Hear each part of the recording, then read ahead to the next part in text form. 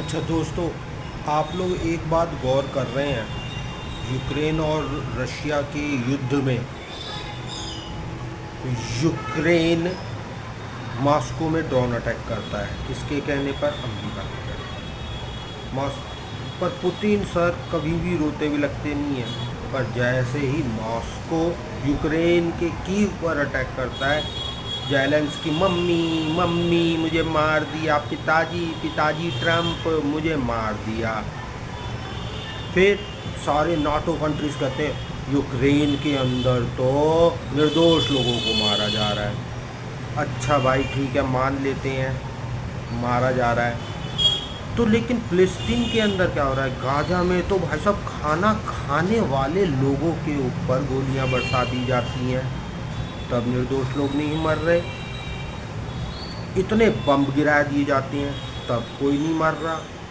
सारे school bomb blast से तबाह, सारे हॉस्पिटल बॉम्ब ब्लास्ट से तबाह हो गए हैं। 80% ज़मीन पर गाजा की इजराइल ने कब्जा कर लिया है, लेकिन किसी तरह का कोई सैंक्शन नहीं लगाया जाता इजराइल पर। तब क्यों? क्योंकि वहाँ फ़ायदा दिख रहा है अमेरिका को, उसे तो रिजॉर्ट बनाने हैं गाजा की ज़मीन पर। अच्छा कमाल की बात देखिए, मुसलमान अब मर रहा है तो सऊदी अरब के प्रिंस क्राउन को गुस्सा नहीं आता, बहरीन को गुस्सा नहीं आता, ओमान को गुस्सा नहीं आता, यूएई को गुस्सा नहीं आता, दुबई को गुस्सा नहीं आता, तुर्की को गुस्सा नहीं आता। यदि गुस्सा आ रहा होता तो भैया अटैक करते ना, सैंक्शन लगवाते। पर जैसे ही ईरान हमला कर देता है, क्यों कर दिया? तुम्हें तो न्यूक्लियर बम बनाने का कोई हक ही नहीं है। क्यों भाई, क्यों नहीं है अपनी आत्मरक्षा के लिए? भाई आज यदि ईरान ने अपना न्यूक्लियर बम बना लिया तो नॉर्थ कोरिया की तरह उस पर कोई हमला नहीं कर पाएगा।